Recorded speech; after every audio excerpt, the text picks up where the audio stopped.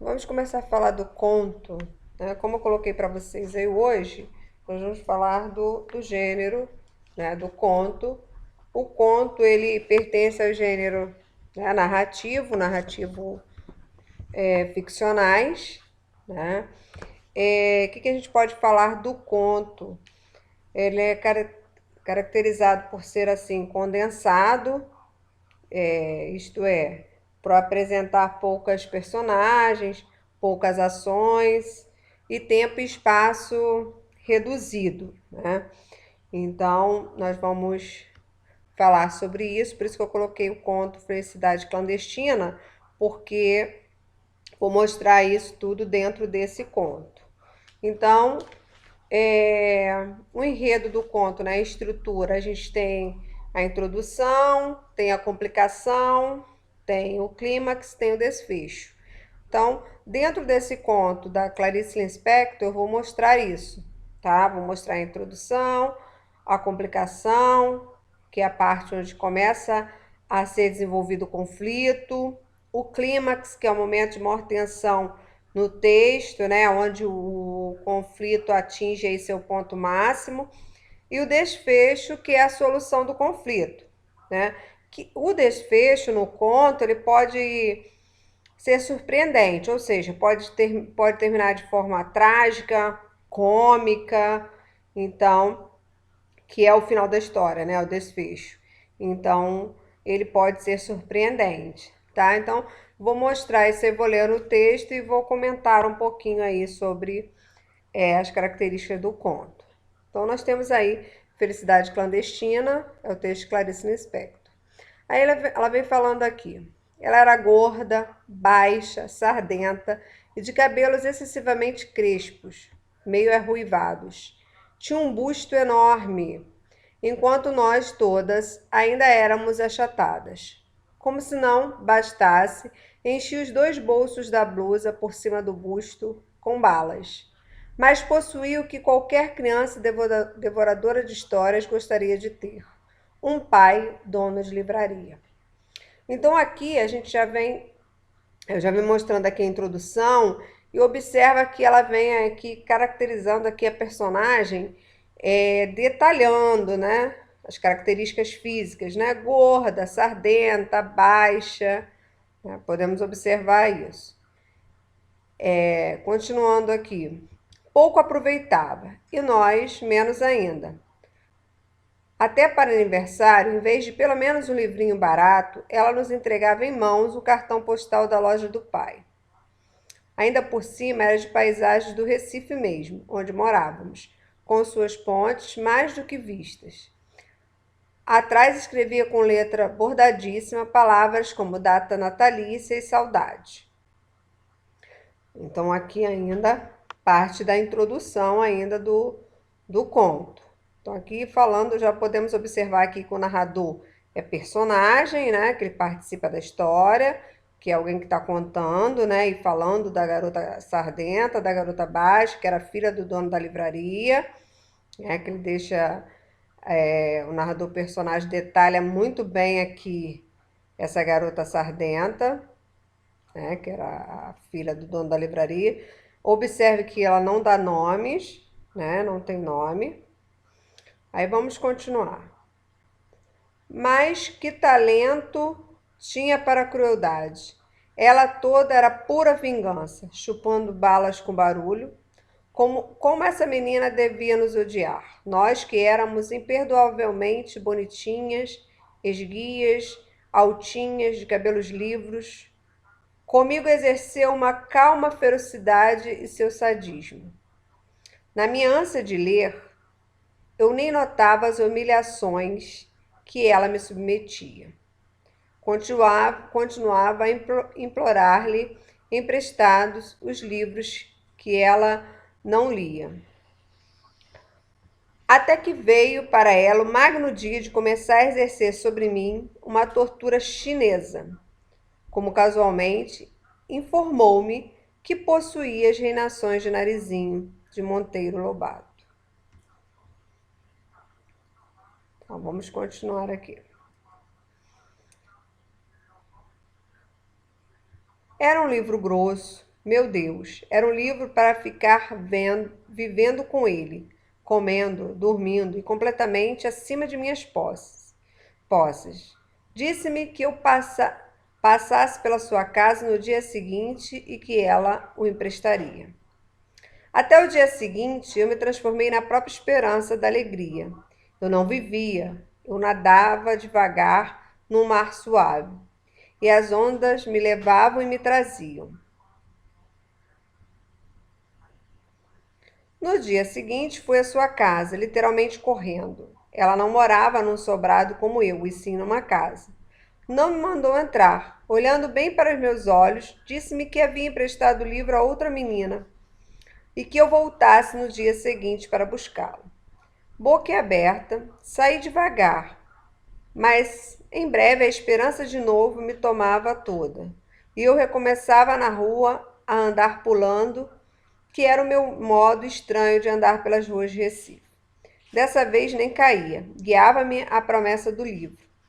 O dia seguinte viria, os dias seguintes seriam mais tarde a minha vida inteira. O amor pelo mundo me esperava. Andei pulando pelas ruas, como sempre, e não caí nenhuma vez.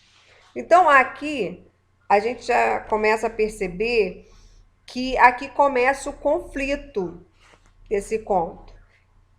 Que a menina promete emprestar o livro, ela vai à casa da menina e a menina diz que o livro já está emprestado para ela voltar ao outro dia para buscar no outro dia. Então aqui já vamos observando que já começa o conflito desse conto. Mas vamos continuar. Mas não ficou simplesmente nisso. O plano secreto da filha do dono da livraria era tranquilo e diabólico. No dia seguinte, lá estava eu à porta de sua casa, com um sorriso e o coração batendo, para ouvir a resposta calma. O livro ainda não estava em seu poder, que eu voltasse no dia seguinte. Mal sabia eu, como mais tarde, no decorrer da vida, o drama do dia seguinte, como ela ia se repetir com meu coração batendo. Ou seja, ela continuou fazendo esse jogo, né? O livro não está aqui, volta amanhã, e aí vai acontecendo o conflito. Aí ela fala assim, e assim continuou. Quanto tempo? Não sei. Ela sabia que era tempo indefinido, enquanto o fel não escorresse todo do seu corpo grosso. Eu já começara a adivinhar que ela me escolhera para eu sofrer. Às vezes adivinho, mas adivinhando mesmo, às vezes aceito. Como se quem quer me fazer sofrer esteja precisando danadamente que eu sofra. Então, gente, até aí podemos observar que vai acontecendo aí a complicação, né? Que é o conflito dentro do conto. Ela vai continuar falando, há quanto tempo eu ia diariamente à sua casa, sem faltar um dia sequer. Às vezes ela dizia, pois o livro esteve comigo ontem de tarde, mas você só veio de manhã, de modo que emprestei a outra menina. E eu, que não era dada a olheiras, sentia as olheiras se cavando sobre os meus olhos espantados. Então aí, o conflito já está. Até que um dia, quando eu estava à porta de sua casa, ouvindo humilde e silenciosa sua recusa, apareceu sua mãe. Ela devia estar estranhando a aparição muda e diária daquela menina à porta de sua casa. Pediu explicações a nós duas. Houve uma confusão silenciosa, entrecortada de palavras pouco elucidativas. A senhora achava cada vez mais estranho o fato de não estar entendendo. Até que essa mãe boa entendeu. Voltou-se para a filha e com enorme surpresa exclamou: Mas este livro nunca saiu daqui de casa e você nem quis ler.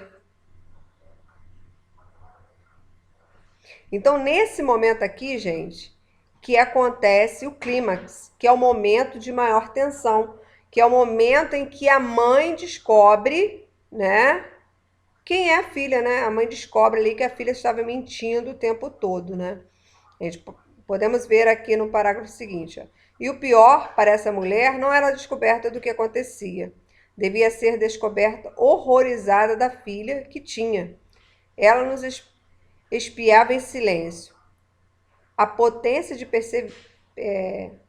perversidade de sua filha desconhecida e a menina loura em pé à porta, exausta, ao vento das ruas do Recife. Foi então que, finalmente, se refazendo, disse firme e calma para a filha: Você vai emprestar o livro agora mesmo. E para mim, e você fica com o livro por quanto tempo quiser. Entendem? Valia mais do que me dar o livro, pelo tempo que eu quisesse. É tudo que uma pessoa grande ou pequena pode ter a ousadia de querer. Então, aí aconteceu o clímax, né? O momento que a mãe descobre quem é a filha, e o momento, né, que ela resolve dar o livro, né? Emprestar o livro por tempo indeterminado. Mas como vai ser esse desfecho? Vamos ver. Então, nós já vimos aqui a introdução, a complicação, quando ela promete emprestar o livro e vai enrolando, eu te empresto amanhã, te empresto depois e não empresta. E o momento do clímax, que é o momento que a mãe descobre, e descobre quem é a filha, né? E vamos ver como vai terminar aqui, como vai ser o desfecho. Como contar o que seguiu? Eu estava estonteada, e assim recebi o livro na mão. Acho que eu não disse nada, peguei o livro. Não saí pulando como sempre, saí andando bem devagar. Sei que segurava o livro, grosso, com as duas mãos, comprimindo-o contra o peito. Quanto tempo levei até chegar em casa? Também pouco importa. Meu peito estava quente, meu coração pensativo. Chegando em casa, não comecei a ler. Fingia que não o tinha, só para depois ter o susto de o ter. Horas depois, abri-o, li com algumas linhas maravilhosas. Fechei-o de novo. Fui passear pela casa. Adiei ainda mais, indo comer pão com manteiga. Fingi que não sabia onde guardar o livro. Achei-o, abri-o por alguns instantes. Criava as mais falsas dificuldades para aquela coisa clandestina que era a felicidade. A felicidade sempre iria ser clandestina para mim. Parece que eu já pressentia. Como demorei. Eu vivia no ar. Havia orgulho e pudor em mim. Eu era uma rainha delicada. Às vezes sentava na rede, balançando-me com o livro aberto no colo, sem tocá-lo, em êxtase puríssimo. Não era mais uma menina com o livro, era uma mulher com seu amante. Ou seja, o que nós vemos aqui no desfecho? Né? Que ela consegue o livro, mas que ela não lê o livro. Né? Que ela fica olhando o livro, ela abraça o livro, ela guarda o livro, ela finge que não sabe onde guarda o livro, aí acha, fica com ele alguns instantes, abre o livro, né? Abraça o livro, cria as mais falsas dificuldades, né? Mas ela não lê. Né? Então, esse é o desfecho. Ela consegue o livro, mas ela não lê o livro. Então, o que nós observamos aqui que é um desfecho totalmente diferente, né? Já que ela queria tanto o livro, era para quê? Para ela ler o livro, né? Quando começamos a ler o texto, quando chega no conflito, que a mãe empresta o livro, você pensa assim, então agora ela vai ler o livro.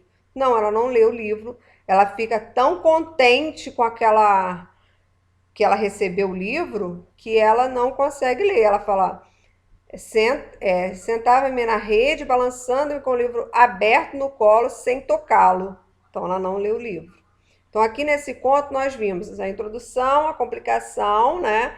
O conflito e o clímax e o desfecho. Podemos observar também nesse conto, né, que a variedade da linguagem, né, variedade é a linguagem do conto, aí nós podemos ver que é a norma padrão, né, o tempo verbal é o pretérito, podemos observar aí, tá? Ela usa aí o pretérito perfeito e imperfeito, ó. Eu estava, comecei, então ela usa esses dois pretéritos aí para poder é, escrever aí seu conto. Podemos observar, os personagens são poucos, como eu disse. Quem são aí os personagens aí nesse conto? A narradora, né? Que a gente já viu que é narrador, personagem, participa. É a menina, né? Filha do dono da livraria, que ela e a mãe da menina. Então, esses são os personagens. Então, poucos personagens envolvidos. Os lugares onde acontece aí nas ruas de Recife, que ela fala aí, né? Que é pulando pelas ruas. Na frente da casa da menina, porque ela vai lá buscar o livro, né? E na casa da narradora, no final, porque ela fala que chegou em casa com o livro. Então, esses 3 lugares aí que acontecem. Então, também o espaço, né, também é pequeno. E o tempo de duração, ela não fala, mas a gente consegue deduzir que isso durou aí alguns dias, porque ela fala que foi um dia buscar o livro, ela mandou ir outro dia buscar o livro, então aquilo ali passaram-se alguns dias. Tá? Então, essas são as características aí do conto, né? Apresentar poucas personagens, poucas ações, né? Tempo e espaço reduzido, né? O narrador, nesse caso aí, é o narrador personagem. Também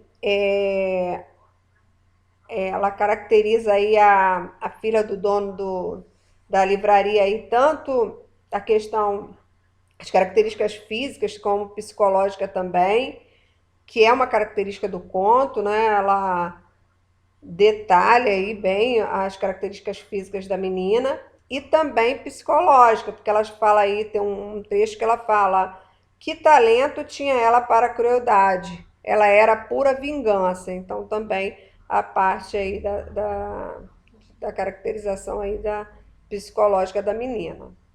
Então essa isso que podemos aí observar nesse conto aí da Clarice Lispector.